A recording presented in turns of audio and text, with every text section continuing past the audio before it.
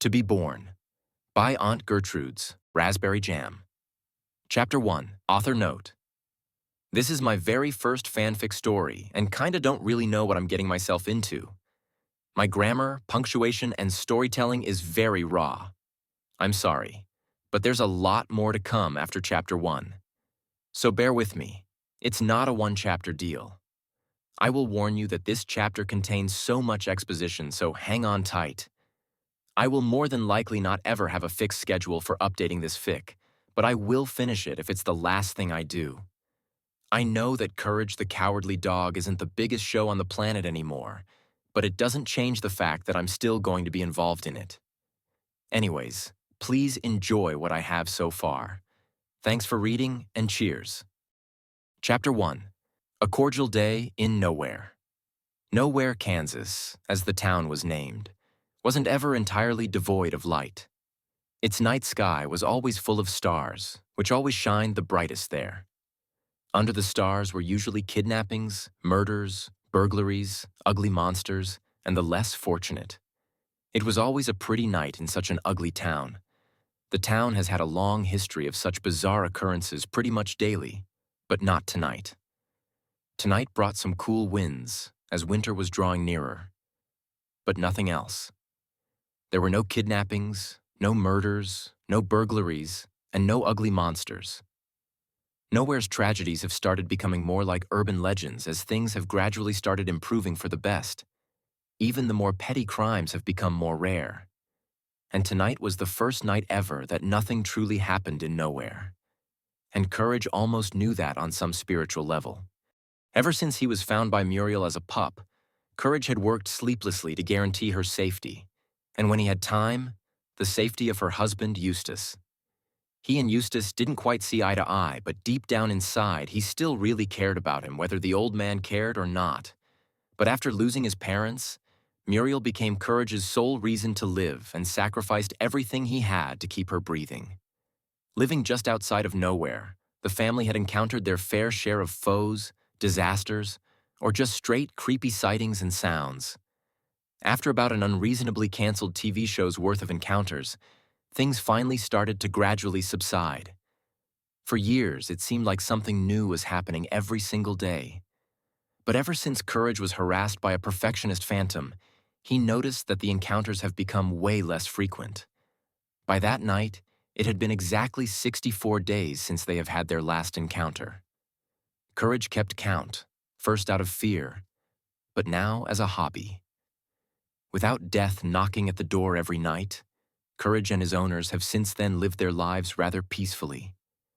They always had time to do what they wanted to when they wanted to do it, and it was like blissful heaven. He also finally finished writing his memoirs of his encounters inside of his sentient computer, who was always criticizing his grammar and spelling. But with the cynical machine's help, he was able to finish and even laminate a catalog of his encounters and brushes with death. He'd read that book over and over again like a thrilling novel, and hopefully not have to worry about anything in that book ever again. Nothing grew monotonous about not dying every day, but Courage was still faced with a hint of a strange feeling. Something felt empty, or incomplete, or missing. He couldn't quite pinpoint what it was exactly. But what made this really odd is that the more he thought about it, the more he felt lost, as it is something that may have been living within him for a long time, even during his encounters. But other than that slight feeling, everything was almost perfect. That charming night came to an end, but gave birth to a golden morning. Golden light shone through the windows. It was slightly warmer today than it has usually been, and Courage could smell Muriel making blueberry pancakes from all the way downstairs. Smiling warmly, he was already in love with the day.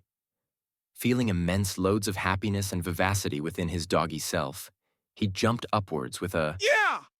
Then Eustace, who he forgot was still sleeping, rolled over to throw a pillow at him and yell, "Shut it, you stupid dog!" Courage then half-giggled silently and jumped off of the bed.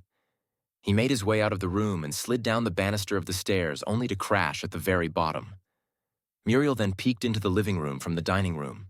Ah, there you are, Courage. She giggled warmly. I knew my special pancakes would get you out of the bed. Courage, who was only a little hurt, laughed maniacally and gave her a thumbs up. You just help yourself. She patted him gently on the head, I'm going up to get Eustace. and then she was off. Courage got up off the floor and headed into the kitchen. He loaded his plate full of blueberry pancakes. He had trouble deciding just how many he wanted and kept picking one up just to put it back. Muriel soon returned to the kitchen to find an empty dish of pancakes and a really happy Courage next to it sitting back to hold his stomach and smile greatly. Courage? Muriel gasped. Did you eat all of our special blueberry pancakes? Courage then scanned the empty pancake dish next to him and looked back at Muriel. He burped very loudly and laughed goofily and almost as loud. Muriel giggled. That's okay, Courage. She smiled at him. I can make plenty more for all of us. Then she got to work. Courage decided to help her as payment for him eating all of the pancakes. He also just loved helping Muriel out in the kitchen. Even though he was rather adept, Courage wasn't particularly interested in the culinary arts, but he just loved being in there with her and spending time with her, so he acted interested. Also, other than sniffing around or chewing something up, he really had nothing better to do, so he was happy to help. After making another batch of pancakes, Eustace then showed up with his face in his newspaper and sat down at the kitchen table, not saying a word. Muriel brought him a plate with extra blueberries and he proceeded to eat. She then fixed herself a plate and sat down across from Eustace.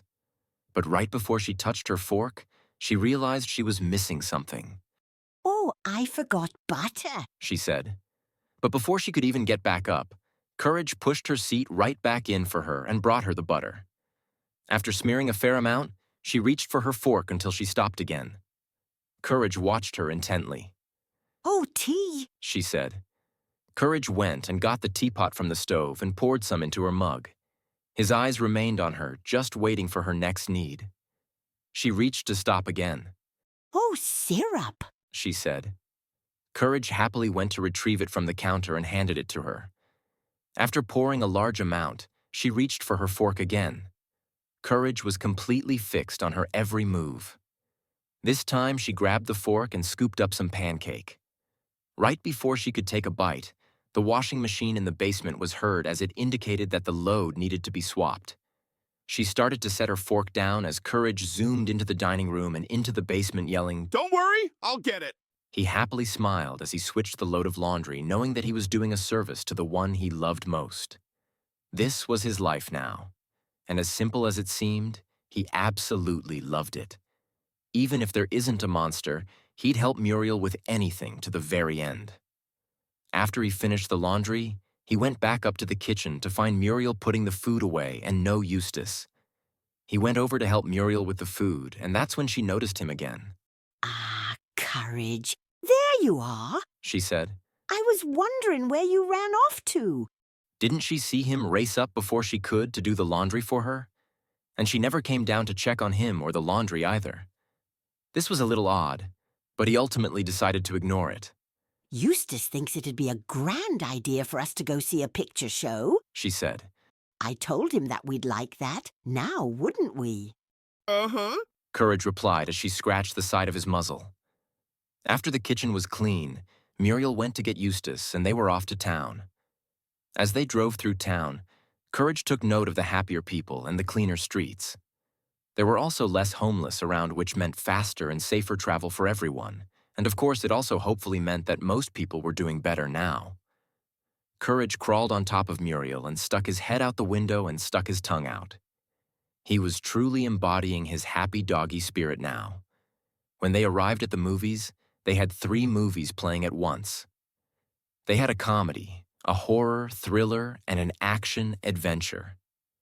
Eustace picked the action-adventure one and bought them 3 tickets. They went inside and stocked up on snacks, popcorn, and soda. The movie they watched was about a fortunate early 19th century French sailor who was betrayed by a jealous friend. The friend worked with some other people to get the sailor imprisoned for a treasonous letter he unknowingly had on him. As he spent years in prison, he meets someone there who helps him plan his revenge and escape. While he's in prison, his former friend stole his fiancée and part of his legacy. But after the sailor escaped after 14 years in prison, He strategically fulfills his revenge plan, killing or imprisoning those who have wronged him. His fiancée happily jumps back into his lap, and he is able to defeat his former friend and reclaim his status. Courage actually thoroughly enjoyed the movie. Despite not really being interested in movies like this, it being very lengthy and emotionally powerful. But he paid close attention to the pain experienced by both the sailor and his fiancée from being separated for a long time. It was a pain that made Courage's heart ache much worse than most pain he's used to. He understood so little of this pain, yet he claims to feel that pain festering inside of him, yearning for an end. He still couldn't quite pinpoint a source, but he felt that it was connected to the hints of monotonous feelings he'd been experiencing worse lately. What he really couldn't understand is that his life right now was better than it's ever been.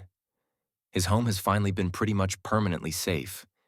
Everyone and everything seems to be doing just fine, and he has Muriel and Eustace. It couldn't be the loss of his parents, could it? That's the closest thing he could come up with, but even that he knows isn't quite it. After getting back into the truck, Muriel asked Eustace if they could swing by the grocery store. And after complaining about having to spend money to get food, Eustace gave in. With Eustace staying in the truck, Courage followed Muriel into the grocery store to make sure she didn't need any help with anything. After following her around for a good while, they got just about a good trip's worth of food. After paying for their groceries, they headed back out to the truck. They passed by a little bunny girl scout who was selling cookies. Courage, check it out. Muriel awed as they walked by. The wee rabbit's selling scrumptious sweets to make a quick buck. Now that's the beauty of the world, it is. Huh? Courage asked, failing to see the beauty in this. Here, She said, giving him her groceries. can you go load up? Courage nodded hesitantly. As Courage loaded the groceries and re-entered the truck, Muriel scouted for some cash in the truck. Muriel! Eustace yelled. What are you turning me truck upside down for? Oh, nothing. She replied with a smile. You told me you would quit buying from those lazy hippies. He exclaimed. Oh, Eustace Bagstein, you. She shook her head after finding a $5 bill. I won't be long. She shut the door and made her way back to the Girl Scout. Courage watched her and was hyper-focused on her. Lousy, stinking hippies. Eustace groaned, pulling Courage from his thoughts. There apparently was a garbage truck picking up the garbage right in front of them, trapping them from driving off even though they weren't driving right now. But after that brief distraction, he returned his attention to Muriel, who apparently had her attention on something else. Or rather, it was a someone else. Sitting on the ground next to the Girl Scout was a little blue beagle dog, same breed and about the same size as him, and she was petting him. It got even worse when she started scratching underneath his muzzle. How dare she? She only did that to him. Him. And that little blue jerk was over there stealing his scratches and was clearly enjoying it. Courage barely stifled a deep growl that Eustace still heard. He turned to face Courage and saw why he was growling. Would she just hurry up? Eustace whined. Now she's over there playing with the stupid hippie's stupid dog. After what seemed like an eternity, she was returning to the truck with 2 boxes of cookies. The dog stared at her with a melancholic expression as she left. Courage glared at the dog in return. When Muriel finally reached the truck, both Eustace and Courage unloaded onto her. Well, it's about time. Eustace groaned. Glue. Courage choked out in his broken gibberish dog speech while waving his arms. He meant something along the lines of, "What the hell were you thinking?" He stood in his seat with his paws on his hips, tapping his foot, waiting for a good response. Whose Taco Bell was stinking? Muriel sincerely asked with a hand on her chin. Courage then sighed and sat back down. He supposed it's not worth getting too upset about. After all, he's never going to see that blue jerk again. After returning to the farmhouse, Courage made an effort to unload everything by himself. Afterwards, Muriel sat in her favorite rocking chair to watch the television. Courage then hopped into his usual spot and she held him. She pet him so softly and delicately, just like she always did. She ran her fingers slowly under his fur and massaged his back. Then she'd make her way back up to his ear and back down again. So comfortable, he eventually fell into a deep, deep sleep. That evening, he was reawakened by Eustace declaring that he was hungry. Muriel told him that he's in luck because at the grocery store she got all of the ingredients for Aunt Gertrude's recipe for carrot and potato stew. Carrots? I hate carrots! Eustace whined. I can't even stand being in the same room as carrots. I'm going out for some chopped meat. Eustace then departed the house in his truck. Oh, well, Muriel sighed. I guess it's just you and me now, Courage, huh? Her smile was back. Aburugablu. Courage exclaimed with a happy wagging tail. Come now, Courage. We have a stew to do. They returned to the kitchen and cooked enthusiastically but silently. This allowed Courage to think. He reflected on a lot of his emotions from today. He wasn't happy with the way he was handling things. Even though he loved being with Muriel and helping her out, he started to kind of realize that maybe he was overdoing it. Instead of happily doing things for her, now it felt like he was frantically doing things for her out of the fear of losing her. A lump went up in his throat as a lot of past memories of almost losing her surfaced. He knew he had nothing to worry about as it seemed almost impossible for him to lose her now. And then he thought of his aggressive behavior towards that other dog. He thought of that black jealousy and pure white rage coursing through his body upon laying eyes on their little interaction. He felt extremely guilty about getting worked up about it. He always received Muriel's utmost love and attention, so why is he so upset when he misses out on only a little?